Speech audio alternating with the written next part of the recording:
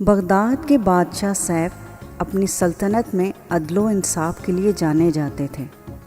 ایک دن اچانک ان کی صحت بگڑ گئی اور چند ہی دنوں کے اندر ان کا انتقال ہو گیا۔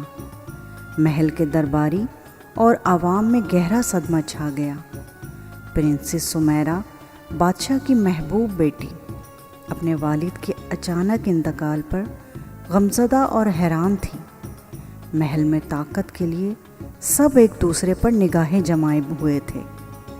اسی دوران سمیرہ کے چچا جلال الدین، جو بظاہر بادشاہ کے وفادار نظر آتے تھے، انہوں نے خاموشی سے تخت پر قبضہ کر لیا اور ساتھ ہی اعلان کیا کہ سمیرہ ابھی بہت چھوٹی ہے اور سلطنت سنبھالنے کے قابل بھی نہیں۔ جلال الدین کی یہ حرکت محل میں خوف اور بد اعتمادی پھیلانے کی وجہ بنی۔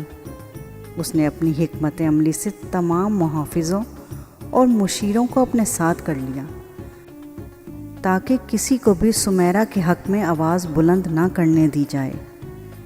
ایک دن سمیرہ نے اتفاقاً سنا کہ جلال الدین خود سے یہ اعتراف کر رہا ہے کہ اس نے بادشاہ سیف کو زہر دے کر قتل کیا ہے۔ سمیرہ کو غصہ اور صدمہ دونوں نے گھیر لیا۔ اس نے جلال الدین کا سامنا کیا، مگر جلال الدین تو پہلے ہی تیار تھا۔ اس نے سمیرہ کو قید خانے میں ڈال دیا۔ قید میں داخل ہوتے ہی سمیرہ نے محسوس کیا کہ یہ جگہ نہایت سرد اور تاریک ہے۔ گیلی دیواریں اور خستہ حال ہیں، فرش پر نمی اور کیچڑ ہے، بند کھڑکیاں، نہ ہوا کا کوئی گزر۔ رات کے وقت کیڑے مکوڑے اس کے گرد گھومتے ہیں۔ سمیرہ کو نہ صرف جسمانی مشکلات کا سامنا تھا بلکہ نفسیاتی دباؤ بھی بڑھایا جا رہا تھا، کیونکہ اس کی آزادی کے امکانات نہ ہونے کے برابر تھے۔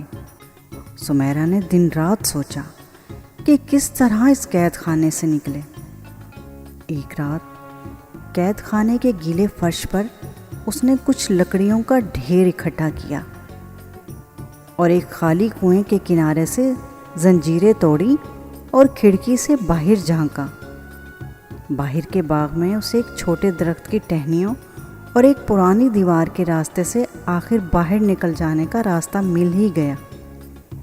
راستے میں ایک عجیب و غریب پرندے نے اسے راستہ دکھایا، جو اسے ایک سنسان علاقے کی طرف لے گیا جہاں ایک بوڑھا آدمی رہتا تھا۔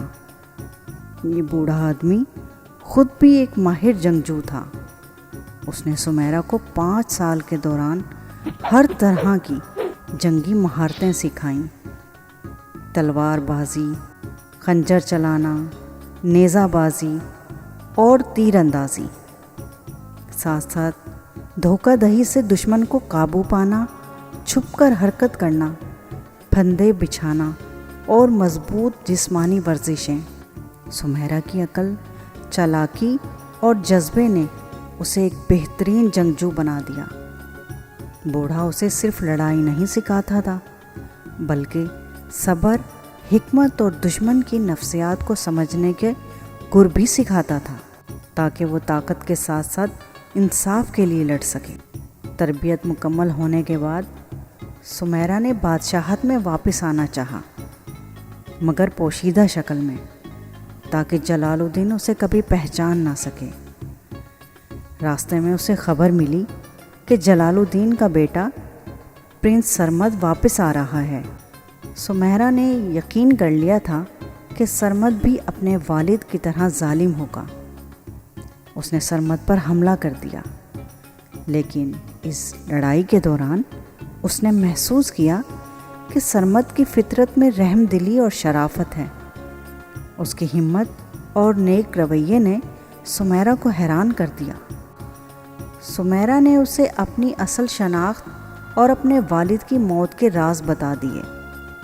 سرمد کو بالکل یقین نہیں آیا کہ اس کے والد ایسا بھی کر سکتے ہیں، مگر اس نے وعدہ کیا کہ وہ ضرور انصاف کرے گا۔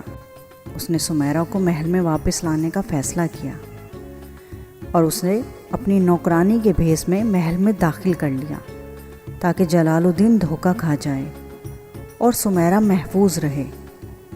ایک دن جلال الدین نے ایک تقریب منعقد کی تاکہ پرنس سرمد کو اپنا جانشین بنا سکے، لیکن اس موقع پر سرمد نے اپنے سر سے تاج اتار کر سمیرہ کے سر پر رکھ دیا، اور اس وقت تمام لوگوں پر سمیرہ کی اصل شناخت کو ظاہر کر دیا۔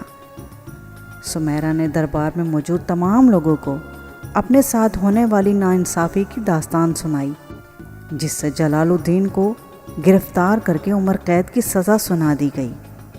آخرکار شہزادہ سرمد نے تاج واپس سمیرہ کے سر پر رکھ دیا، مگر سمیرہ نے اس کی عدل پسندی دیکھ کر اسے بادشاہ مقرر کیا۔